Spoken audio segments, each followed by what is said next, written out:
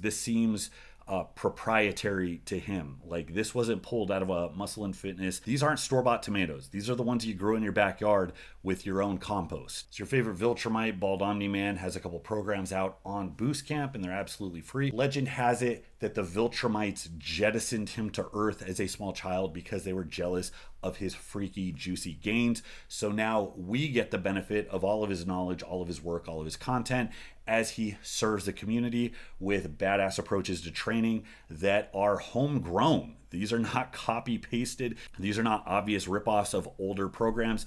These are unique, and better than unique, they're unique in a way that is necessary, that makes sense. They solve a problem. It's not just unique for the sake of it, which is the same as a gimmick. So that's what we're going to do today. We're going to cover Bald Omni Man's Bald Horseman program, available for free on Boostcamp. So the first interesting thing is this is an asynchronous program. That means you are bleeding outside of the 7-day week. So you have a training week that's 5 distinct workouts, but you're not cramming it in a Monday through Sunday split. So it turns out that the week is 10 to 11 days, and that's what we would call a microcycle. That's kind of a training week, but it doesn't have to be 7 days.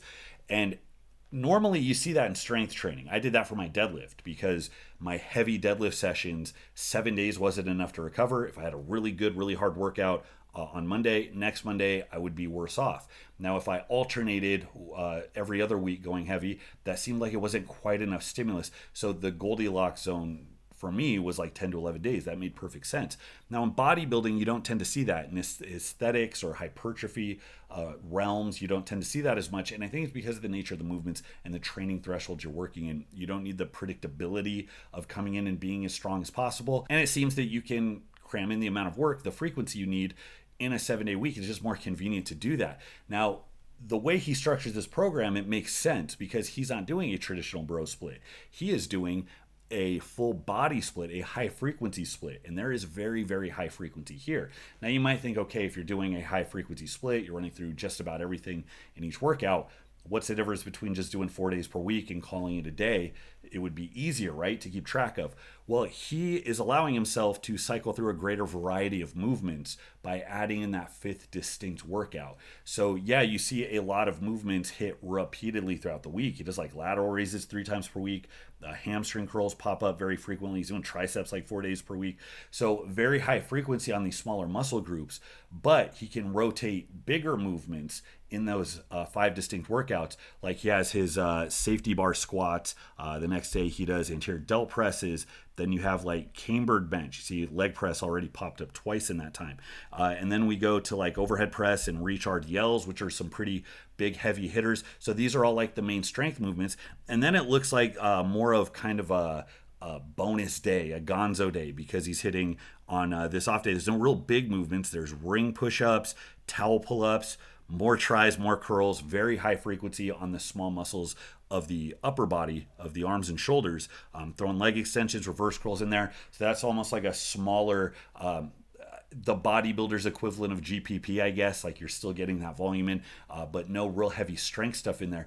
So it's a really good mix of being able to hit and recover from the really big movements and giving those their due diligence, while also committing to very, very frequently doing the movements he likes, the movements that work. So if we look at that variety, okay, we got the big movements here. What about the small ones? Well, neck work pops up just about every single day. The man is definitely trying to get a horse neck. Hamstring curls popping up very frequently. We have leg presses popping up twice. We have leg extensions.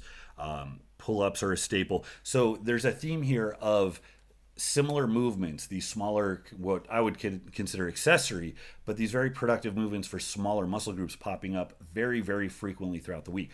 Now, what this full body approach does for you is it allows you to go much, much harder on every individual exercise, especially for these smaller muscle groups that don't take that long to recover. So if you're taking a full day's rest in between and you're only doing, let's say, 3 to 6 sets of triceps, you can do that again in 2 days. And you might even be a little bit sore when you're new to it, but eventually you're going to adapt to it. Now, he says very clearly, this is too much work for a run-of-the-mill trainee. And that's kind of the paradox here of becoming a advanced lifter, because we tend to think that as you get more advanced, you can red light it more, you can push the envelope more, and that means you need more time to recover. So from the strength side of things, what you tend to see is smaller doses of really hard efforts, and you tend to see a lot more recovery. But as far as hypertrophy and bodybuilding goes, part of the adaptations you make, all that muscle you grow in the context of all that work, is that you are more immune to the volume. So people talk about inroads to recovery. Doesn't all that volume create inroads to recovery? Well, all those adaptations made all the volume, all the work not really register. And that's why you tend to see, yeah, there's some high intensity guys out there. But if you look at the biggest monsters on the planet, these are guys where it seems that as time went on and they had to become more and more and more competitive, they had to do more and more and more work. And that theme exists in all of sport. So this is a very creative way to get in a shit ton of work for somebody who is very developed and very advanced. Now, if I were to run a hypertrophy thing, given how I like to train, I've always beat the drum of volume, but I know the trade-offs there. I know doing a lot of work for one particular muscle group or one particular lift and all of its accessories in one workout, fatigue climbs up very, very fast. So as you get to the end, your ability to perform drops, you're moving to smaller movements, isolation movements, and then there's a point where you notice, and that's where you get the idea of junk volume. I mean, looking at this, I'm kind of jealous because you get to do something like squats and leg presses and then just not touch your legs again. And you can go into like guillotine presses, lateral raises, arm work, leg raises. And because you're moving into fresher territory, you're not going to get that psychological beatdown where you're like, Jesus, I don't want to do this anymore.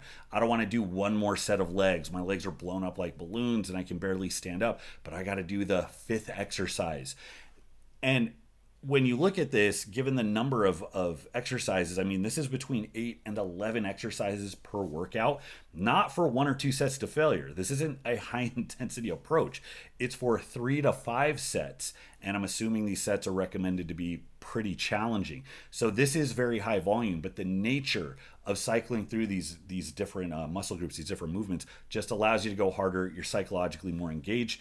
And I'm sure chasing numbers, chasing PRs, especially towards those later exercises, is quite a bit easier. So I'm a big fan of this split. It seems to be addressing a specific problem of how do I get all of the work I need, the distinct exercises I need to grow, how do I arrange it in a way where I can chase PRs in all of them, where I can chase progressive overload in all of these exercises without getting burnt out towards the end of the workout and without forcing myself into a bro split where I can only do that one workout and then I have to wait so many days before I come back to it. So this is obviously a shit ton of work, but the way it's arranged, it makes perfect sense. And I think this is a testament to how thoughtful he is when he's putting his programming together. Guys, if I can help fund this channel and help you solve a problem, I call that a win-win. So please allow me one moment to preach the good word of Boostcamp. I tend to get a little complex when I'm writing workout plans. Tracking progress for these programs is hugely important, but options were never great. I would write these long, complex progressions by hand into a notebook, or I would carry a binder filled with spreadsheets I printed off of LiftVault. That's why I'm here to introduce you to Boostcamp. Boostcamp is the easy way to track training progress directly from your phone. Their library of programs features countless dozens of powerlifting and hypertrophy specific programs from your favorite creators, including Jeffrey Verity Schofield, Johnny Candido, Eric Helms, Greg Nuckols, Alberto Nunez, and of course, yours truly. Boostcamp also has exclusive programs that you just won't find anywhere else. Select the one best suited to your needs and watch the sets, reps, weights, and exercises populate automatically. Don't guess at that one weight you lifted that one time for how many reps again? Have your log of training with you at all times for easy reference in the convenience of your phone. Not only does Boostcamp have a stellar product, but their support is the only reason this channel exists. So thank you, the viewer, and thank you to Boostcamp. Check it out today. The link is in the description. So we have an asynchronous approach. We have high frequency and a lot of density, a lot of exercise variety crammed into a pretty small unit of time. In addition to all of that, we have exercise selection. Now you can tell that a lot of thought has gone into selecting exercises that just give the most bang for their buck. I know what the bang for the buck movements are for me when it comes to developing strength and getting myself to hit a certain number on a given timeline. And that's going to change person to person based on leverages and experience and so on. For growth, for hypertrophy, I can see the thread here because he is biasing towards very specific movements that probably aren't that common because they're hard, they're uncomfortable, you can't load up the weight. So some examples are like safety bar squats. Most people hate safety bar squats because it takes something awful like squatting and makes it worse. It shifts the weight forward. So if you're a power lifter, you have to push back. So it increases your ability to stay rigid and actually fight back the load so you don't get dumped over. However, one of the easiest ways to work around it is to just stay upright. So it's like a front squat analog. That's kind of how you game the safety bar. So if you can stay upright, shove your knees forward, that is essentially a heavier version of a front squat, and you're going to get similar quad development if you're good at maintaining that position. The guillotine press, the camber bench. Now we're looking at stretching, and this is kind of related to the conversation I had with Sheether about pausing the chest movements to make it a little bit harder. All of these movements have this theme of being disadvantaged. So you see this theme where more range is going to happen. There's going to be a pause. There's going to be control. You're going to do everything you can to disadvantage yourself to make your leverages worse so that you get a greater developmental effect for every bit of weight moved. The guillotine press, elbows flared, coming down to your neck, very uncomfortable. You shouldn't use a ton of weight, at least not if you're not familiar with it. And that stretch creates a much bigger stimulus. Similar with the camber bar bench, you're going to get a lot lower. So you're talking about more range. Muscles tend to grow the most when they are worked at the lengthened position. So anything you can do to facilitate that, again, more bang for your buck. You don't need to hang around and do quite as much work if that stimulus is on point.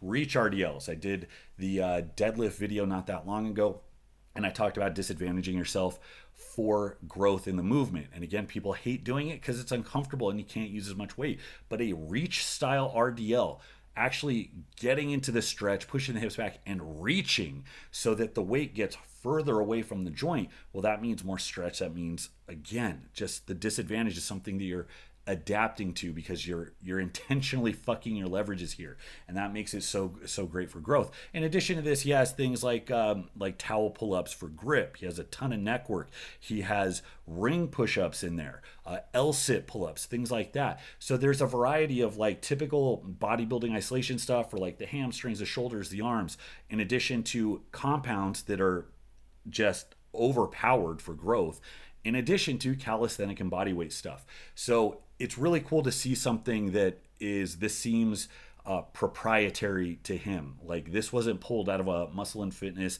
These aren't store-bought tomatoes. These are the ones you grow in your backyard with your own compost. Now, lastly, we have the rep ranges. This is what I really like. I've said in the past, hypertrophy guys should focus on strength, and some of the responses have been to the effect of, well, we do progressive overload, which is kind of the same thing, so we already got that covered. Now, fair enough, if you do progressive overload at any given range, of course you're going to get stronger in some capacity, but specific training thresholds that you're in right now, progressive overload with like 8, 10, 12 reps, you will get stronger. Not the same as progressive overload with 3, 4, 5, 6 reps. And given that you're hearing a lot of people now say that 3 to 30 reps, if volume's equated, is going to give pretty equivalent contributions to hypertrophy. So 3, 4, 5, 6 reps, is going to make you bigger, but it's also going to give you neurological adaptations that are specific to strength that increase your ability to handle weight, to increase the amount of volume you can have, to increase the amount of work you can do in a given workout that is hypertrophy specific. That's a bit different. So that's something I've been harping on, and seeing that represented here is, it's really cool to see the ranges. Just to give you some examples on some of the big ones, we have cambered bench for 4 sets of 6 to 10. You have safety squats for a few sets of 5 to 8. You have overhead pressing up to a single, followed by a few sets for as many reps as possible. So there's a variety here. I believe that these were selected based on what he thinks probably works based on the nature of the movement and how he responds to them. Specifically, all movements are not created equal. So if you have experimented a ton, you might notice that you have a preference to respond better to certain rep ranges. Now, I don't recommend everybody go out and experiment because it takes a lot of time to do that. And the difference might not be so great that you specifically have to work in this range, that you should waste all of the time to find it out the hard way. That's why you go to guys like us who have done that ourselves, and you have these guidelines to start with. Overhead pressing, working up to the top single, that's really heavy. He's doing very strength specific work there. But then you have accessory stuff. You have rows, leg press, lateral raises, 12 to 20, 8 to 12, 8 to 15. I'm seeing a lot of 12s, 15s, and 20s at the upper end of these rep ranges. The rep ranges are varied. This same movement might get hit for a slightly different rep range on another day. So there's a lot of variety. So going back and forth between the movements, you have compound movements that are just mechanically engineered to be these powerhouses as far as causing growth and development and strength, all the way over to typical bodybuilding isolation, all the way over to calisthenic or body weight type stuff on the rings, and then the rep ranges encompassing a wide variety of stuff. It makes so much sense that he opted for this high frequency approach because it just allows you to do more. So it's almost like this is what concurrent training looks like for bodybuilding. It's all these different thresholds being worked in unison. And there's no doubt in my mind that applying effort to this and sustaining this for a long period of time, assuming you can handle the work that he talks about, it is a lot of work, is going to cause a lot of growth. And when I talk about doing more work, you have to find ways to do more work. It's not always as simple as just adding more sets, although I've certainly advocated progression to do that in the past. When I talk about doing more work, I'm talking about trying to find the balance between the amount of stress you need to keep growing wherever you're at and the type of stress you need to keep growing versus the amount of recovery you need to not run yourself into the ground. And there's times where if you are stubborn and stick to a particular style of training and you just add more, it's common where there's a gap there where you actually can't make the two meet, where the amount of work you need to do in the context of that training is inherently too much work for you to recover from. And that's why we have to get creative. You have to find ways to use movements that give you more stimulus with less fatigue. You have to find ways to sneak in more recovery.